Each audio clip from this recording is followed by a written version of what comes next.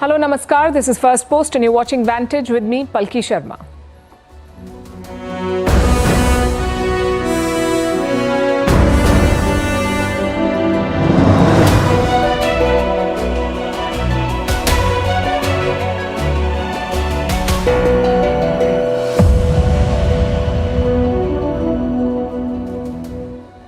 Tensions remain high between India and Pakistan. It was a day of meetings in New Delhi. Prime Minister Narendra Modi himself chaired 3 of them. It's all part of a choreographed and meticulous response. Over in Pakistan, it's panic season. They're using threats and doctored videos to deter India. We'll bring you the 2 contrasting styles tonight, India's planning and Pakistan's panic. Also on the show, a big admission in Pakistan's parliament. Their minister admits shielding the Pahalgam attackers at the United Nations Security Council. A report on how terrorists infiltrate from Pakistan into India, how Kashmir's progress rattled Pakistan into plotting this attack, why Harvard is platforming Pakistani leaders days after the Pahalgam attack. All this and more lined up. The headlines first. Prime Minister Narendra Modi will not be travelling to Russia for its Victory Day celebrations. Instead, Defence Minister Rajnath Singh will attend the parade in Moscow. Prime Minister Modi is focused on India's response to Pakistan after last week's terror attack in Kashmir. Russian President Putin is expected to visit India later this year. The Philippines and New Zealand sign a troops deal, allowing the deployment of its forces on each other's territory. The Visiting Forces Pact is the latest in a series that Manila has secured amid frequent confrontations with Beijing in the South China Sea. The Philippines has already signed similar agreements with the US, Australia and Japan. Sweden arrests a teen suspect after 3 people were killed in a shooting at a hair salon.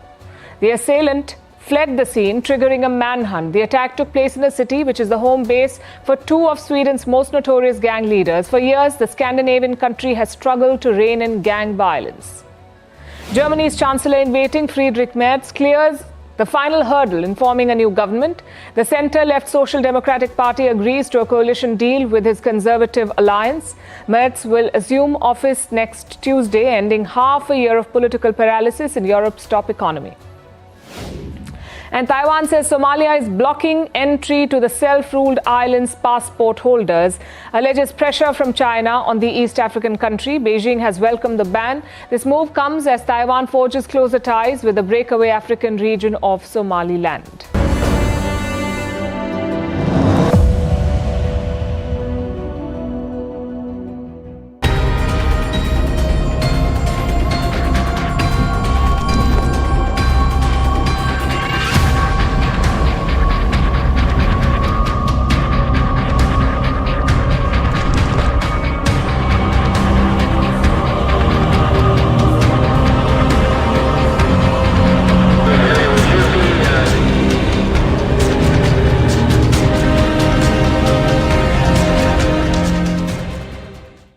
The last few days have made one thing clear, or should I say clearer. India and Pakistan are on different paths. Here in India, there is clarity. Over in Pakistan, there is chaos. Indian officials are planning a meticulous response. Meanwhile, Pakistani officials are panicking. It sums up the story of these 2 countries: clarity versus chaos, planning versus panic. Let's look at the panic in Pakistan first. They continue to provoke India along the line of control. Firing was reported yesterday as well. The 6th consecutive night of Pakistani firing. And the trajectory has been clear. Firing started in the districts of Baramulla and Kupwara, then spread to Poonch and Aknoor, then to the Rajouri district. And yesterday it reached the international border, specifically near Pargwal. This shows that Pakistan is expanding its attacks. Clearly, they're spooked and panicking. And we saw evidence of that today. Their government convened a press conference at 2 a.m. today. I'll repeat that for you. A presser at 2 in the morning by the government. What was so important that it could not wait? Listen for yourself. Pakistan has credible intelligence that India intends carrying out military action against Pakistan in the next 24 to 36 hours on the pretext of baseless and concocted allegations of involvement in the Pahalgam incident. India's self-assumed hubristic role of judge, jury, and executioner in the region is reckless and vehemently rejected. So Pakistan fears an imminent attack, perhaps in the next 24 to 36 hours. And how are they preparing for it? By releasing childish propaganda videos. I'll show you one such masterpiece. It was posted by the Pakistani Air Force yesterday. Take a look at this first.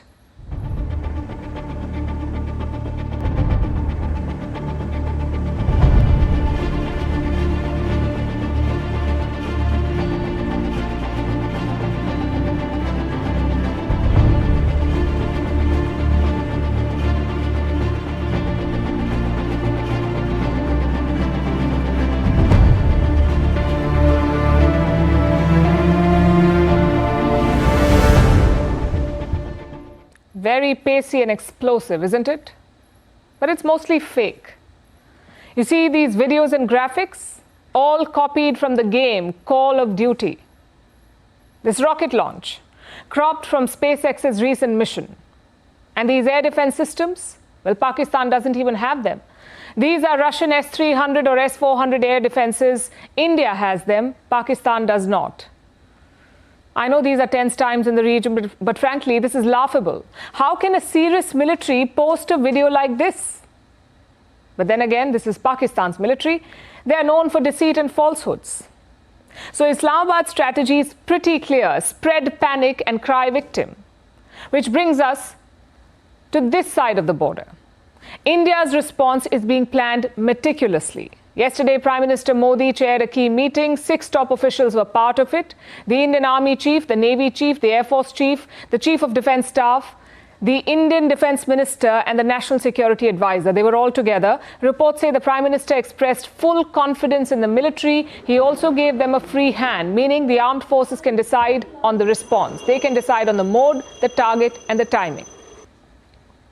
Then today, the Prime Minister chaired 3 more meetings. The most important was the CCPA, that's the Cabinet Committee on Political Affairs, CCPA. It's often called the Super Cabinet. The last time the CCPA met was in the year 2019. It convened after the terror attack in Pulwama.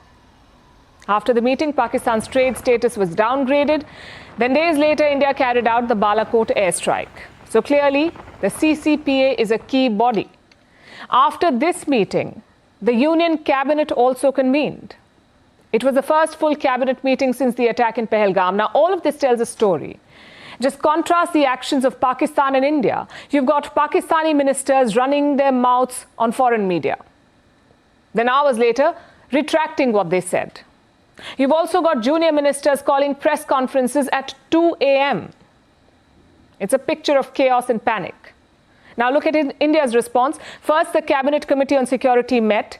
Then an all-party meeting was held. Then diplomatic measures were announced. And finally, the defense chiefs were given orders. No rambling statements, no propaganda videos, and no panic. This is how a responsible country behaves. This is also how a powerful country behaves. India does not need doctored videos of fear-mongering. Its confidence comes from its people and from its strong military. Pakistan can only dream of that. At the same time, New Delhi is not being complacent. There are fears of more attacks in Kashmir. Reports say intelligence agencies have got new inputs. They suggest more attacks by the TRF, the Resistance Front, TRF, the same group which was behind last week's attack in Pahalgam. So the government is not taking chances in India. Almost 50 tourist spots in Jammu and Kashmir have been closed. These sites had inadequate security. Of course, all this preparation is only the first step. The most important step is the retaliation. We'll be tracking that closely for you.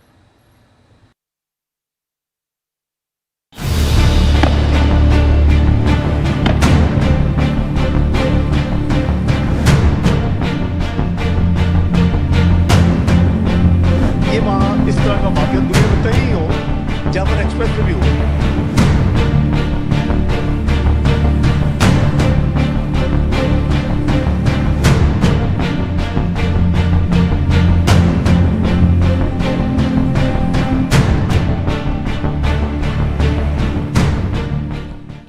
There's an old saying about Pakistan's diplomacy. One hand extends for peace, the other loads the gun. And now the world has seen it firsthand at the United Nations Security Council, the UNSC. Last week, the UNSC condemned the terror attack in Pahalgam. But there was one glaring omission. They did not name the killers. How did that happen? We'll break it down for you. The UN Security Council has 15 members. 5 of them are permanent members. That's the United States, the United Kingdom, France, China, Russia. 5 permanent members. The other 10 are non-permanent members. Each of them is elected for a 2-year term. And right now, Pakistan is on that list. It is one of the 10 non-permanent members of the United Nations Security Council. Now, any UNSC statement needs the consensus of all 15 members. If any one of them disagrees, the statement cannot be released. That's how it works. And that's exactly what Pakistan did. It blocked a statement until it was watered down. We told you about this a few days ago. The initial UNSC statement mentioned the TRF, that's the Resistance Front. It's an offshoot of the Pakistani terror group Lashkar-e-Toiba. The TRF was formed in 2019 after the abrogation of Article 370 in Kashmir. Pakistan needed a softer-sounding local group for its nefarious ambitions. So out went the familiar names tied to terrorism, and in came the Resistance Front, TRF. Right after the Pahalgam attack, the TRF claimed responsibility. Later, they backtracked. They said that their site had been hacked. Of course, no one bought that excuse, but Pakistan used that excuse to rally at the United Nations, and they admitted it themselves. Asif Iftikhar साहब उनको clear instructions दी कि आप लिख के 2 amendments इसमें डाल दें, क्योंकि कंसेंसस के साथ ये इशू हो सकती है, वरना ये इशू नहीं हो सकता। मुझे बड़े बड़े कैपिटल से कॉलें आई कि देखें इस वक्त मैं कही नथिंग डूइंग, ये नहीं हो सकता, पाकिस्तान विल नॉट एक्सेप्ट। वो कहते हैं आप पे ब्लेम आएगा, प्रेस रिलीज नहीं हुई, इतना बड़ा वाकया हुआ। That was Pakistan's Foreign Minister Ishaq Dar. He raised 2 objections to the original statement. First, that it mentioned Pahalgam, but did not say Jammu and Kashmir. That was his first objection. Second, the statement named the terror outfit the Resistance Front. Now, Ishaq Dar claimed that there was no evidence. And so Pakistan went to work. Dar admitted that he got calls from multiple nations, all pressuring him to back off. This continued for almost 2 days, but Pakistan held the UNSC statement hostage, refusing to budge until the TRF's name was erased. In the end, the world condemned the terror, but not the terrorists. And Pakistan got exactly what it wanted. It shows you how complicit Pakistan is. Islamabad may claim that the TRF is not linked to this, but the signs on the ground, point otherwise. Take Farooq Ahmad, for example, a top Lashkar-e-Toiba commander. Farooq Ahmad is believed to be living in Pakistan-occupied Kashmir, or POK. But looks like his network played a role in this attack. His sleeper cells ferried the attackers in. They helped them evade detection and then allowed them in getting away. Also, this is not just terror networks. It's not just terror networks that aided in this attack. They had another helping hand, and that was Chinese technology.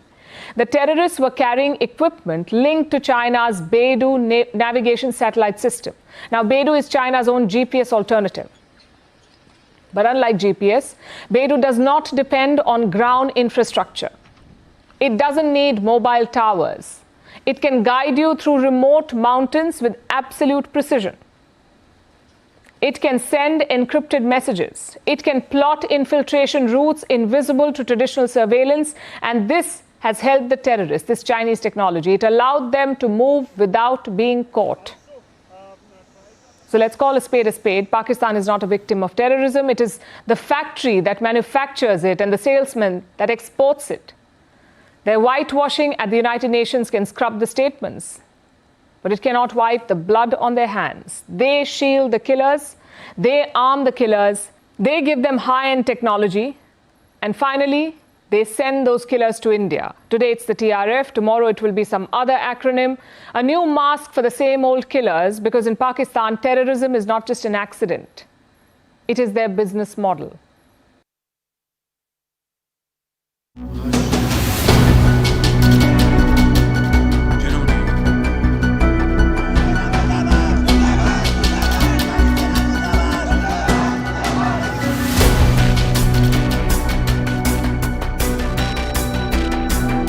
These 26 men who were murdered systematically by being shot in the head were either Hindu or Christian.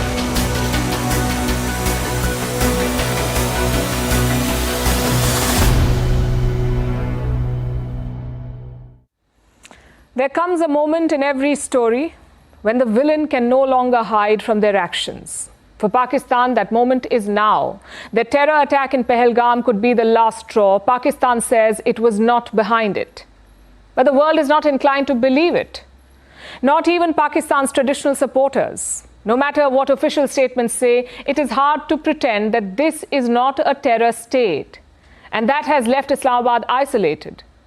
We'll start with the neighborhood.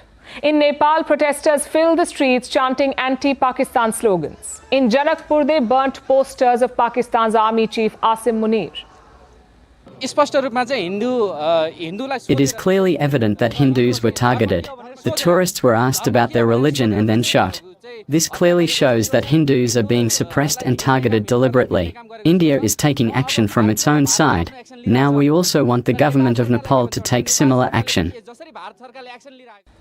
Their anger is palpable, and for a reason. Among those killed in Pahalgam was a Nepalese citizen. He was in Kashmir for a holiday and he was gunned down by Pakistani terrorists. So Nepal wants justice and it wants the government to take action. Then we have Afghanistan. That's the real gut punch for Pakistan. Even the Taliban has condemned this attack. They're calling it a blow to regional stability. Think about that. Even the Taliban is rebuking Pakistan for backing terrorists. Afghanistan was long seen as Pakistan's closest ally. Islamabad has aided and abetted the Taliban for years. And here they are standing in solidarity with India and condemning Pakistan because Kabul knows the cost of supporting Pakistan. They know what it means to have India on their side. One is the fifth largest and fastest growing major economy. The other is begging at the doors of the IMF. So it wasn't such a difficult choice for them. And this is where it hits the hardest. Do you remember where Prime Minister Modi was when the attack happened?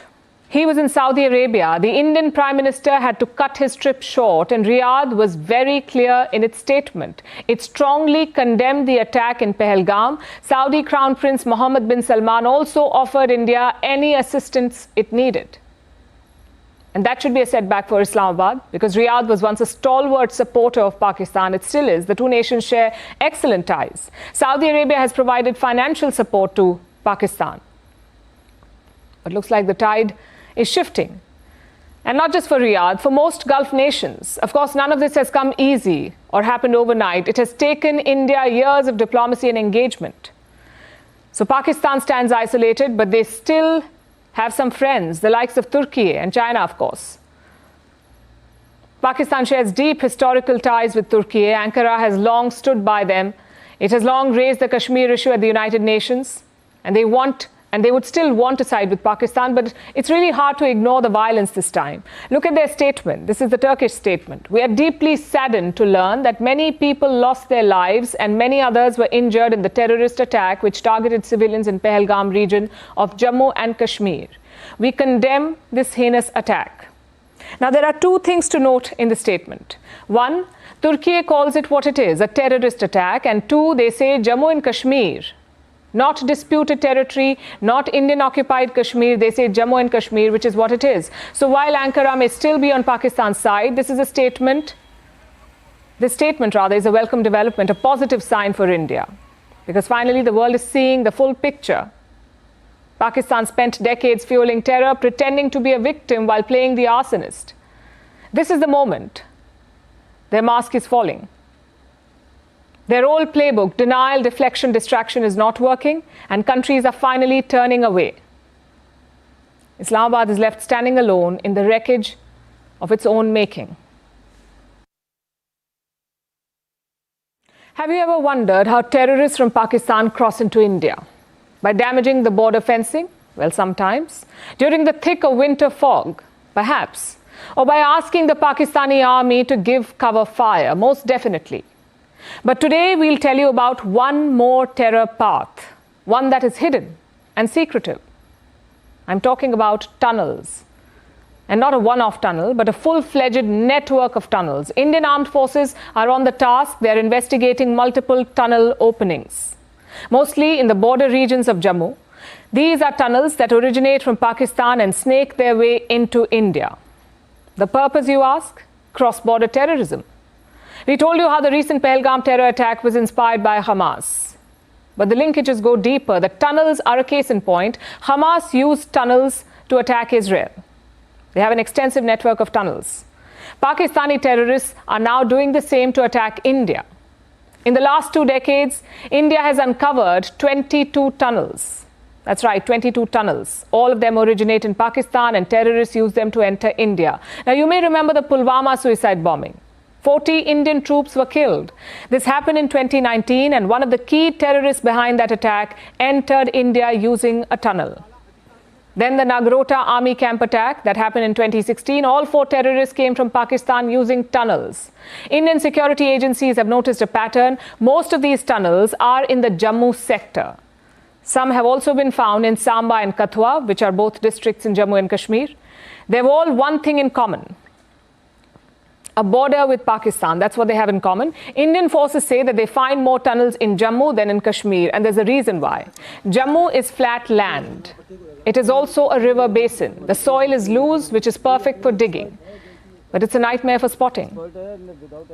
And it is not just terrorists. These tunnels have been used for other things as well, like arms smuggling, narcotics smuggling, intelligence gathering, all sorts of things. Some tunnels were found to be 30 meters deep and 500 meters long. A few even had oxygen supply systems. Who is the mastermind behind these tunnels? It's the Pakistan Army. And the Indian forces have shared evidence. These tunnels were reinforced with sandbags. All of them had markings that said "Made in Karachi." Manual checks by the Indian Army have revealed that some tunnels led straight to Pakistani Army posts across the border. This screams Pakistan Army's involvement. Their tunnel rat operations have been exposed now. They cannot put the blame on rogue elements anymore. Which brings us to the challenges. How is India dismantling Pakistan's terror infrastructure? With drones and with technology.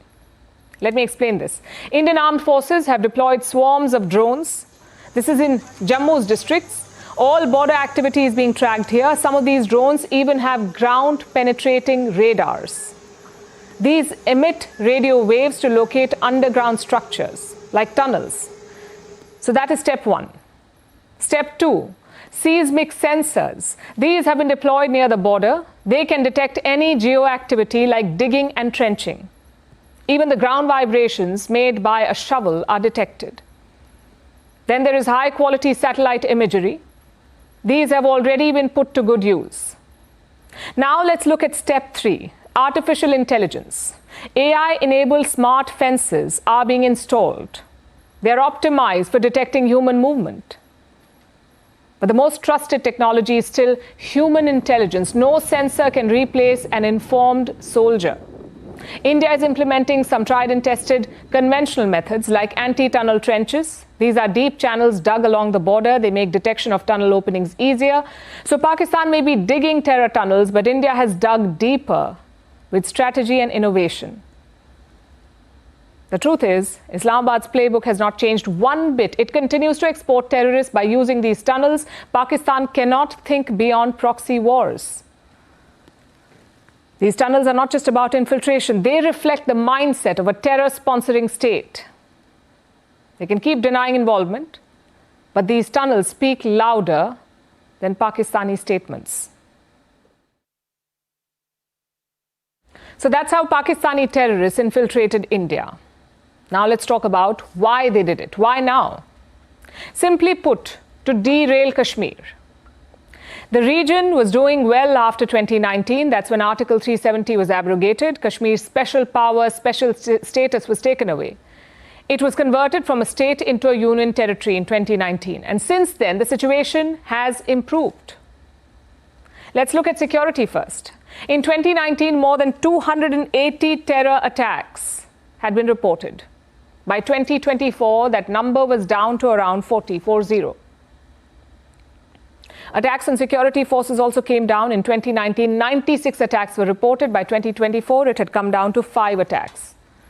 Our security forces deserve credit for this. They managed to control the situation in Kashmir. As a result, the economy also improved.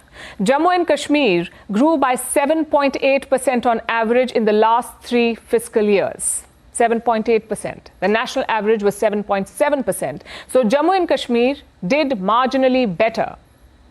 The business atmosphere was also improving. More and more companies were being set up in the region. In fact, I have some numbers from the government. In 2019, around 3,000 companies were active in Jammu and Kashmir. 2019, 3,000 companies. By 2023, this number grew to 5,400 companies. And this year, it reached more than 8,000 companies. Clearly, things were looking up. Tourism was another success story. From 2021 to 2024, tourism grew at 15% every year. More than 23 million people visited in 2024. This was up from 21 million people in 2023. So people were feeling confident about Kashmir. They felt safe enough to travel to Kashmir. We must also praise the locals for the shift. They created this new Kashmir. We saw that last year as well. Jammu and Kashmir had its first election in a decade, and the locals eagerly participated in the process. Jammu and Kashmir reported a turnout of almost 64% in that election. That's almost on par with the national turnout in the Lok Sabha election, 64%. What does that tell you? It tells you that Kashmiris trusted the democratic process. They wanted elections, they wanted progress, and on cue, Pakistan plotted this attack because they were rattled by the development in Kashmir, because it does not suit their narrative. Pakistan's goal is to internationalize this issue. They want to turn Kashmir into a global cause, like Gaza or Yemen. But India's position has always been clear. Kashmir is a bilateral issue. It's not a global cause for activism. It's not a talking point for Islamic countries. It's an integral part of India, a part that was suddenly doing well. You had headlines about foreign investment in Kashmir, tourists were flooding the valley, and elections were concluded successfully. Pakistan could not allow this to continue. So what did they do? Well, they began plotting. In recent years, we have seen a clear shift. Violence had fallen in the Kashmir Valley, but it was marginally rising in Jammu. We saw one such attack in June last year. 9 Hindu pilgrims were killed in Jammu's Riyasi. Again, this was a rare attack, but in hindsight, it exposed Pakistan's game plan, A, to spread terror to Jammu, and B, to target tourists and pilgrims. Their idea was to derail Kashmir's success story. The question is, will they succeed? Tourism will take time to return to normal. The government and the locals will have to work hard to get these people back, to get the tourists back. It's a game of patience and confidence. But the good news is that Kashmir is fighting back. We saw locals lining up to help the tourists. We saw mosques and religious leaders condemning the attack, and the whole valley shut down for the first time in 35 years. And that has sent a clear message to Pakistan. You do not have support in Kashmir. Kashmiris want peace and prosperity. They do not want guns and violence. Terror sponsors usually get shunned. They become a pariah on the global stage. But not Pakistan. Terrorism is their ticket to fame, and some organizations are shamelessly platforming them. I'm talking about Harvard University. Last week, they hosted a Pakistan conference. And look at the speakers. Mohammad Aurangzeb, Pakistan's foreign minister, and Rizwan Sheikh, Pakistan's ambassador to the United States.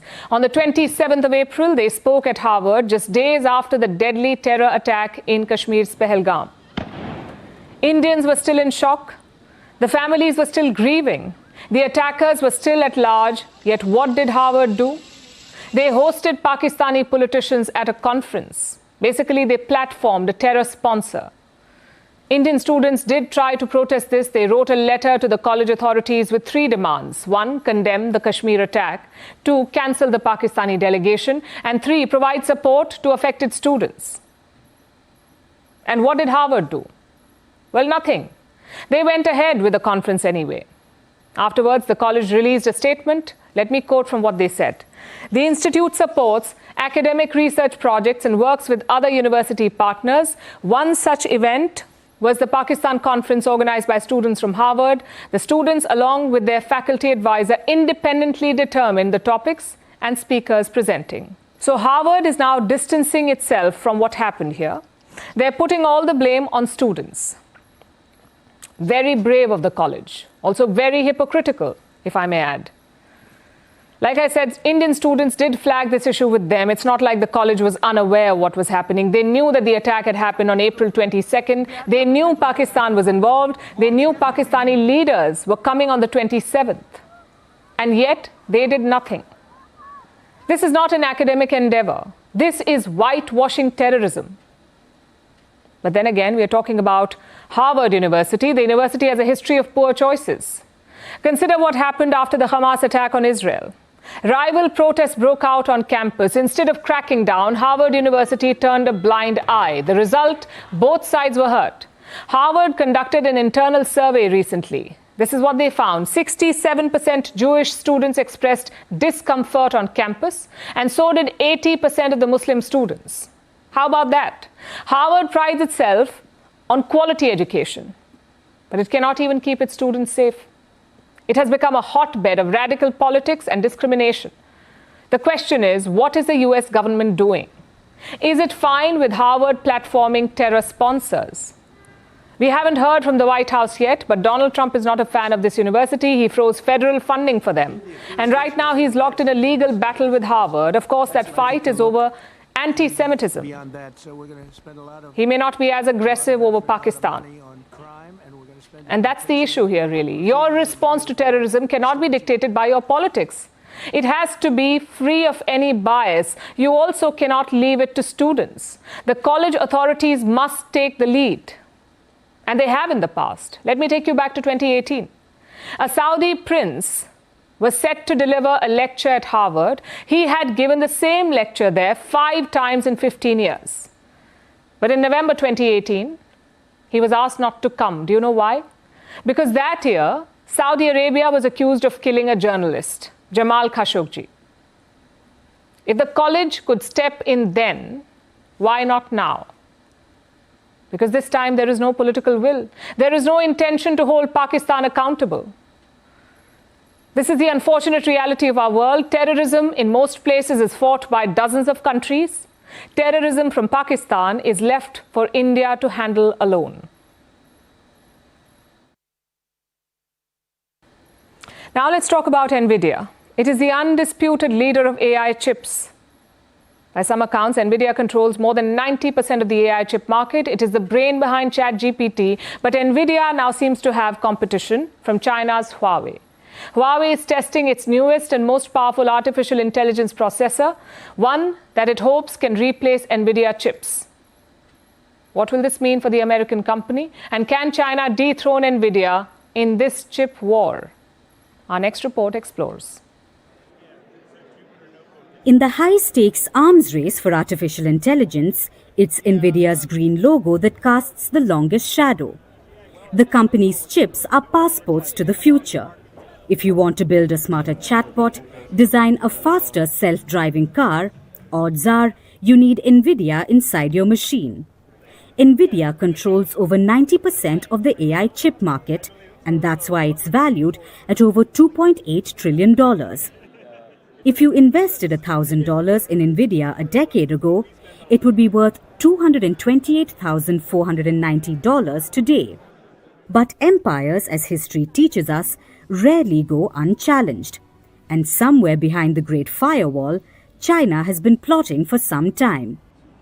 Huawei is preparing to test its newest and most powerful AI processor. Reports suggest Huawei has approached some Chinese tech companies. They want them to test the technical feasibility of the new chip. It's called the Ascend N18G. Huawei is hoping that this new chip will be more powerful than Nvidia's H100 chip. There's a catch, of course. Huawei's chip is power-hungry, less efficient, and it's being built under crushing constraints. But this is very important for Beijing. China has been trying to get high-end chips for some time now. The US has stopped Beijing from accessing Nvidia's most advanced AI products. This includes its flagship B200 chip. Washington hopes that limiting China's ability to get the chips will hamper technological development. It had also banned the sale of the H100 chip to China in 2022. Earlier this month, Nvidia CEO Jensen Huang flew to Beijing.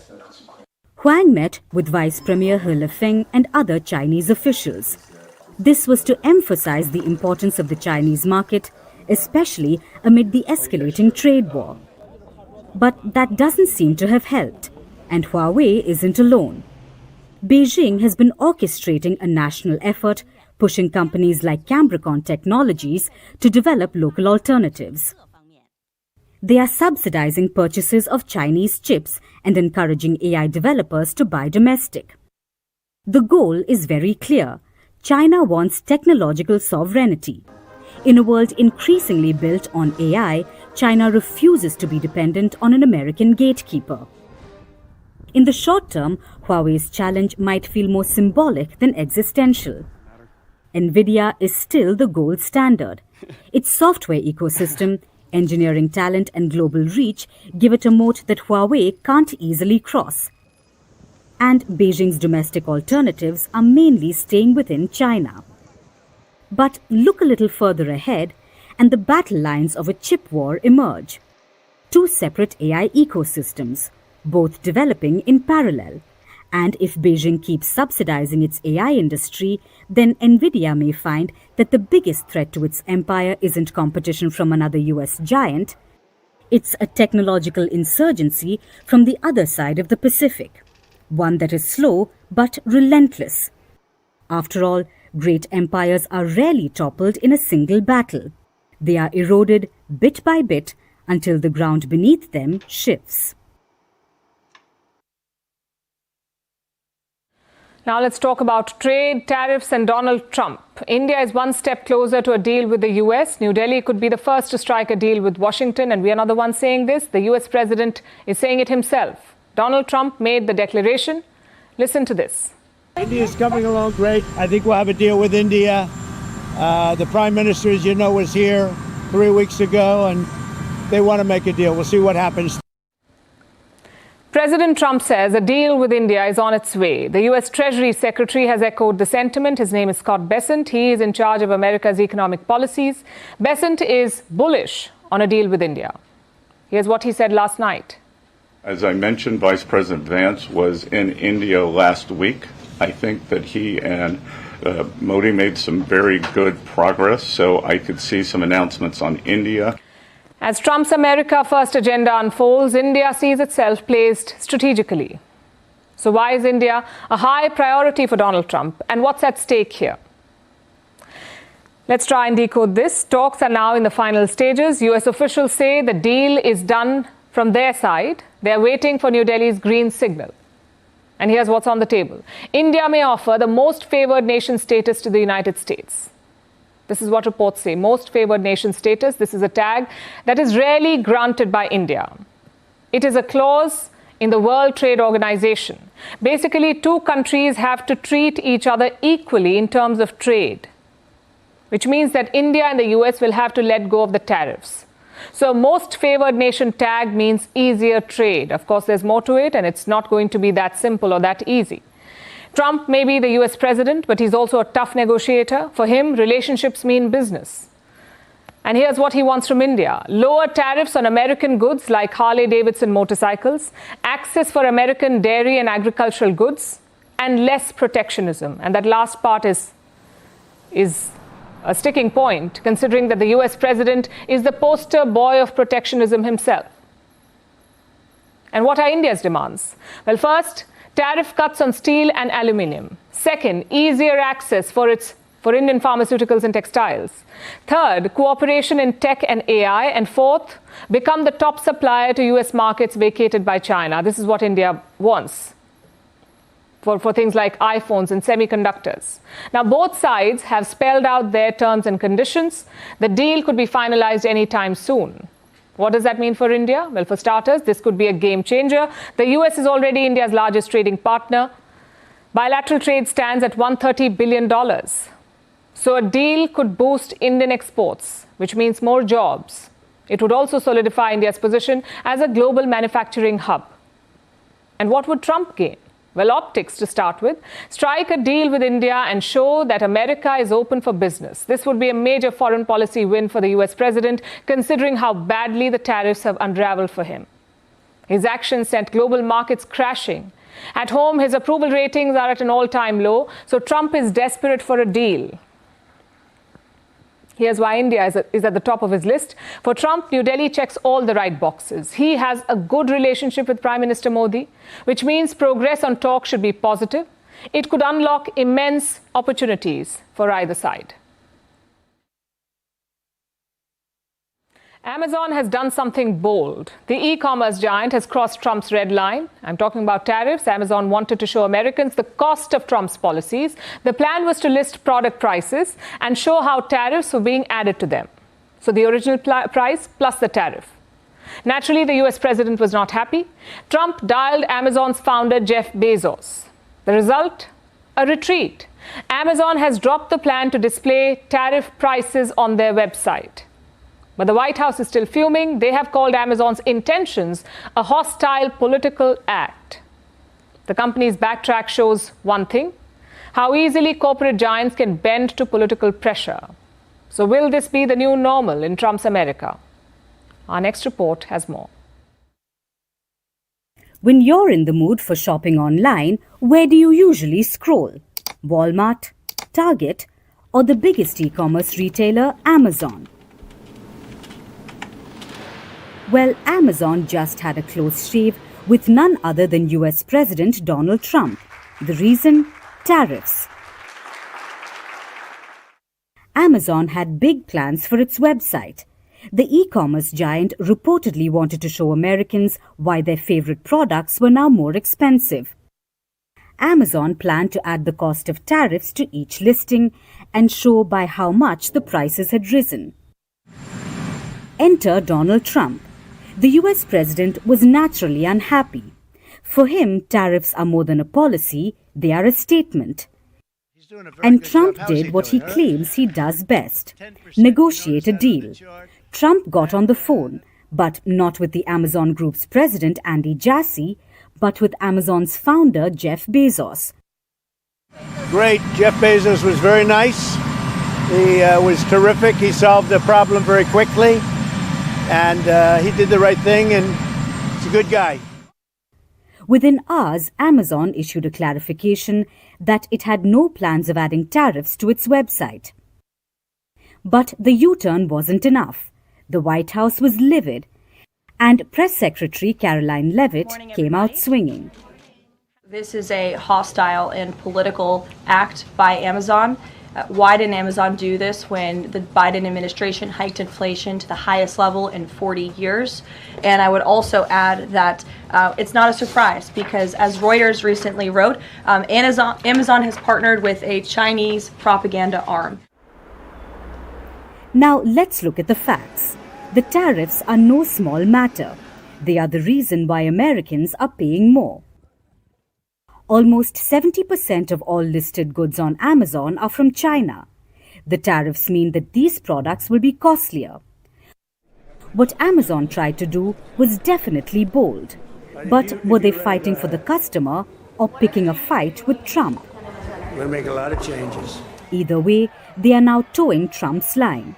Because the tariffs are a personal battle for the US president. His America First economic policies are centered around tariffs, so he'll go to any lengths to defend them. But Amazon's retreat spells what's in store for the future. Corporate giants will have to bend to political pressure. In Trump's America, businesses will have to tread carefully. They will have to navigate the trade war without picking a fight with the president. But in the end, only one group will pay the price: ordinary Americans. For our last story tonight, let's talk about fundamental rights. These are basic human freedoms and rights which are guaranteed to every citizen. In India, every citizen has the right to life and liberty. It is enshrined in Article 21 of the Constitution of India.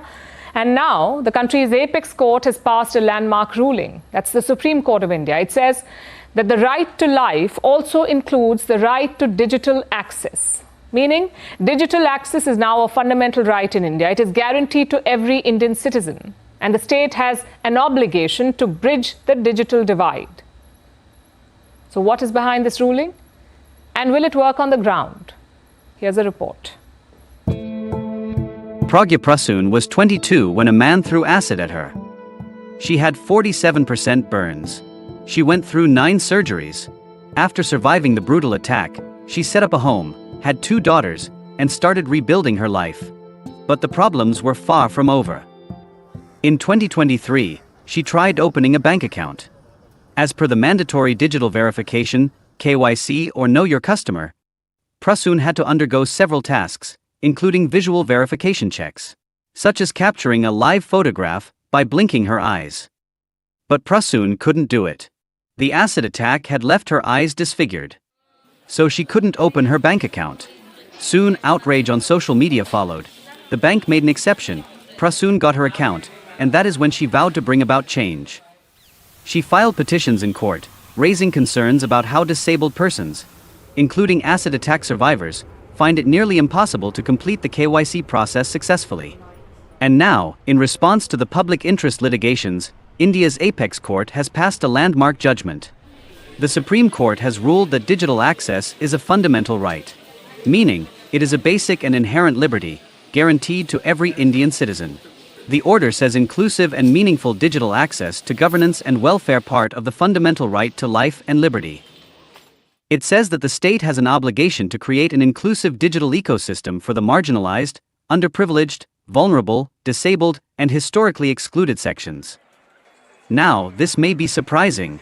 After all, digital penetration is quite high in India. The world's populous nation is home to about 806 million internet users.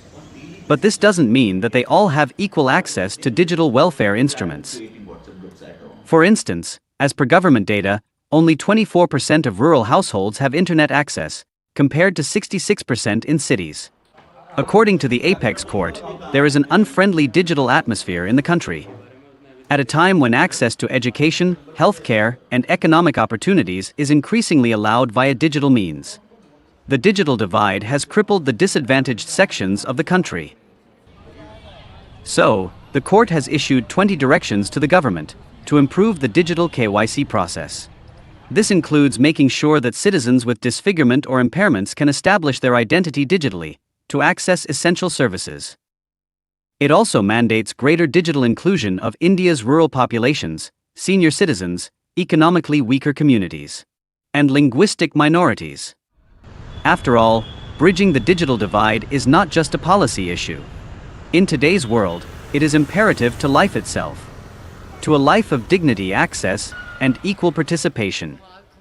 The Supreme Court has taken a step in the right direction. Now, real change on the ground must follow. And now it's time for Vantage Shots, images that tell the story. North Korea conducts the first test firing of its new warship's weapons system. In Egypt, the skies turn hazy orange as a Sahara dust storm sweeps through the country.